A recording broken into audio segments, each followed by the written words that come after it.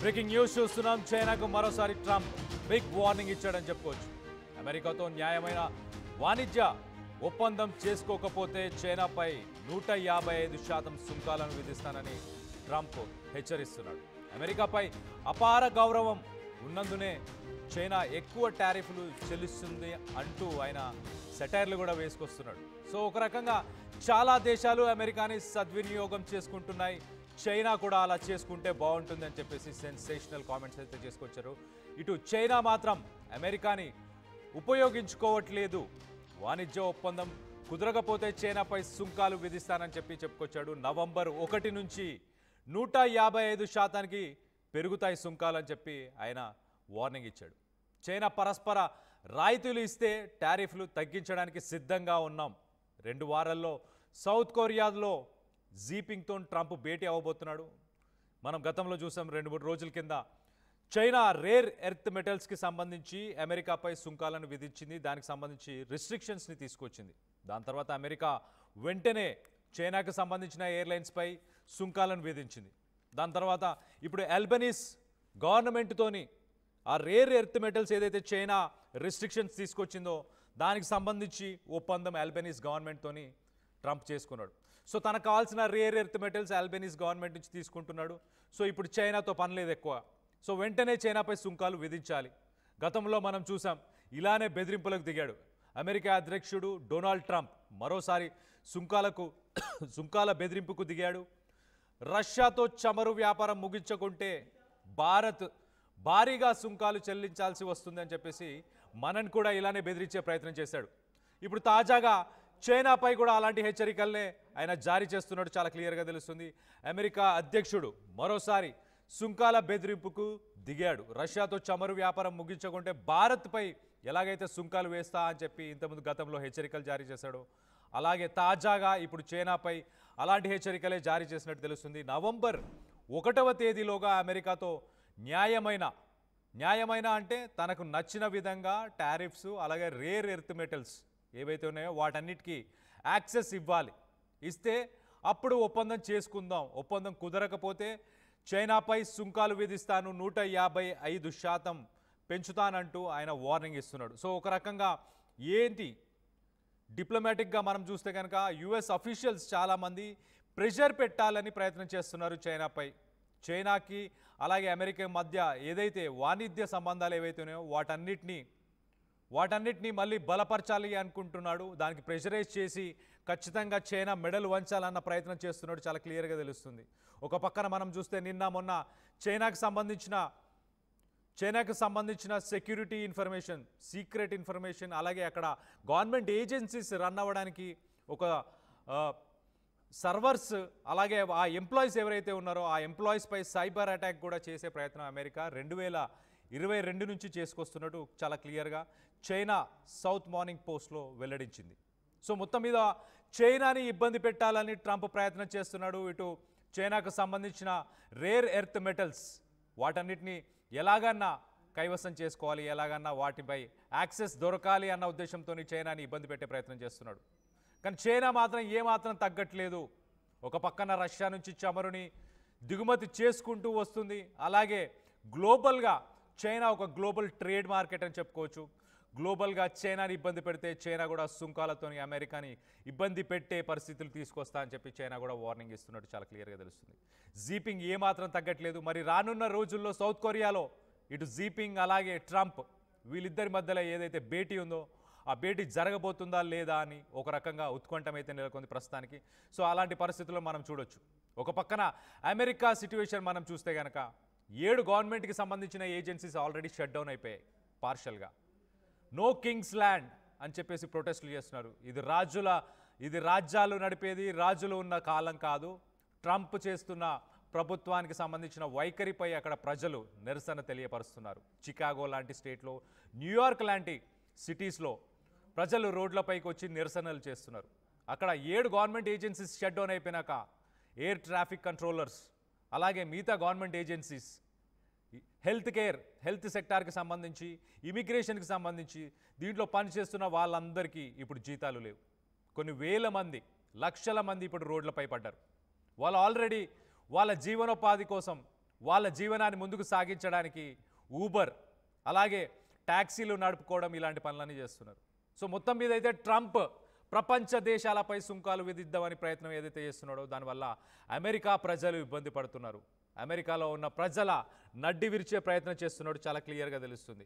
ఒక రకంగా మనం చూస్తే ఎకనామికల్గా అండ్ మార్కెట్ పరంగా ఏం జరుగుతుంది అనేది ఒక్కసారి మీకు చదివి వినిపించే ప్రయత్నం చేస్తా. Financial and trade analyst warn tariff threats are already rising uncertainty for global supply chains.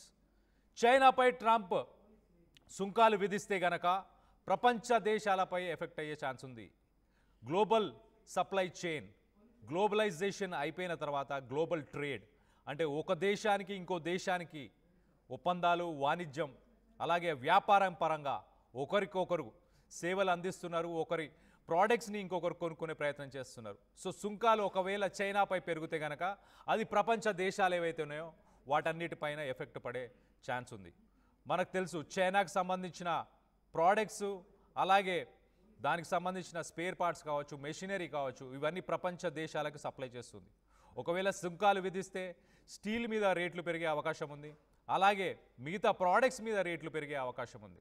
దానివల్ల ఒక రకంగా ప్రపంచానికి సంబంధించిన గ్లోబల్ ఎకానమీపై ఎఫెక్ట్ చూపించే అవకాశం ఉంది. మొత్తానికైతే ట్రంప్ తనకు కావాల్సింది దక్కించుకోవడానికి ప్రపంచ దేశాలు నాశనం అయిపోయినా పర్లేదు, ఏమైపోయినా పర్లేదు అన్న ధోరణితోనే గతంలో కూడా ఆయన వ్యవహరించాడు. ఇప్పుడు కూడా అలానే వ్యవహరిస్తున్నట్టు చాలా క్లియర్గా తెలుస్తుంది. భారత్ని ఎలాగైనా, ఇండియాని ఎలాగైనా ఇబ్బంది పెట్టాలని గతంలో కూడా ఆయన ప్రయత్నించాడు. ఇప్పుడు చైనాని కూడా అలానే అదే విధంగా ఇబ్బంది పెట్టే ప్రయత్నం చేస్తున్నట్టు చాలా క్లియర్గా తెలుస్తుంది. 155% సుంకాలు అని అంటే అమెరికా ప్రజలే కదా దానికి చైనాకు సంబంధించిన ప్రోడక్ట్స్ కొనుక్కోవాలనుకుంటే వాళ్ళకే కదా ఇబ్బంది పడేది, వాళ్ళపై భారం పడుతుంది. భారం పడితే అక్కడ cost of living, inflation rate రెండు పెరిగే అవకాశం ఉంది. ఆల్రెడీ అమెరికాకు సంబంధించిన ఎకానమీ మనం చూస్తే కనుక ఆల్రెడీ వాళ్ళ ఇన్ఫ్లేషన్ రేట్ పెరుగుతూ వస్తుంది, వాళ్ళ జీడిపి తగ్గుతూ వస్తుంది.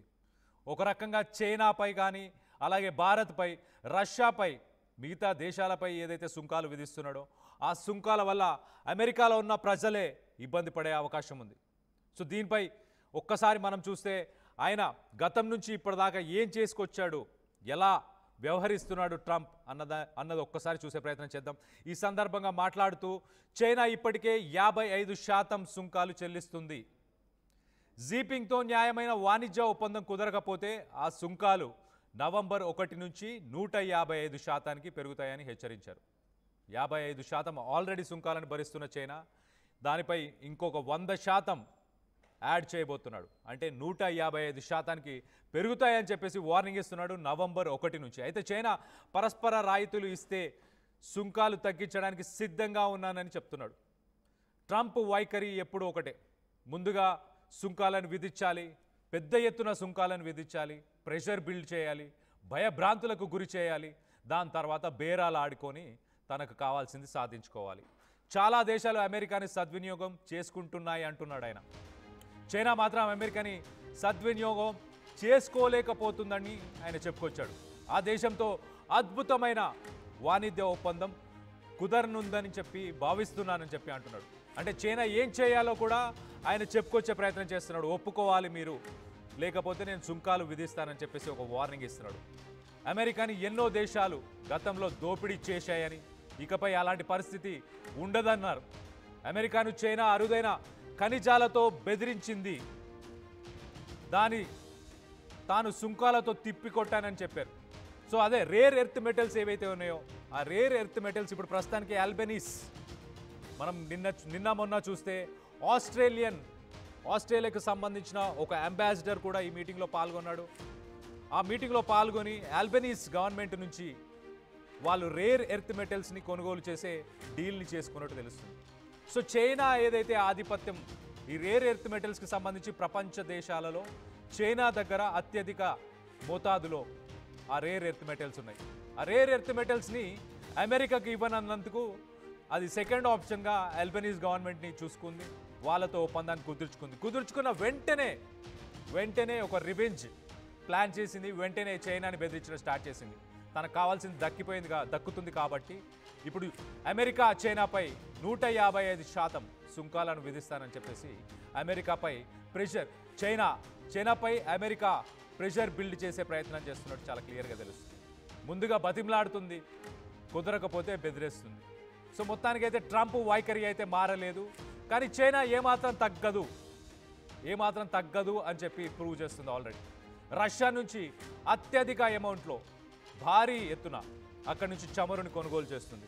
ఇప్పుడు రేర్ ఎర్త్ మెటల్స్తోని ఏమవుతుంది అని అంటే లేటెస్ట్ టెక్నాలజీస్, ఇటు స్పేస్కి సంబంధించిన ఎక్స్పెడిషన్స్ చేయడానికి కానీ, దానికి సంబంధించిన పరికరాలని తయారు చేయడానికి కానీ, అలాగే న్యూక్లియర్ పవర్ ప్లాంట్స్లో వాడడానికి కానీ ఈ రేర్ ఎర్త్ మెటల్స్ చాలా అవసరం.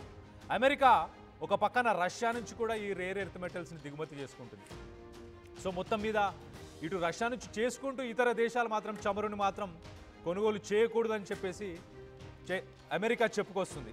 అమెరికా మాత్రం రష్యాతో వాణిజ్యాన్ని కొనసాగిస్తూనే ప్రపంచ దేశాలు మాత్రం తను చెప్పినట్టే వినాలని చెప్పుకొస్తుంది. సో దీనిపై మీ అభిప్రాయాలు ఏంటనేది కింద కామెంట్ రూపంలో తెలియపరచండి.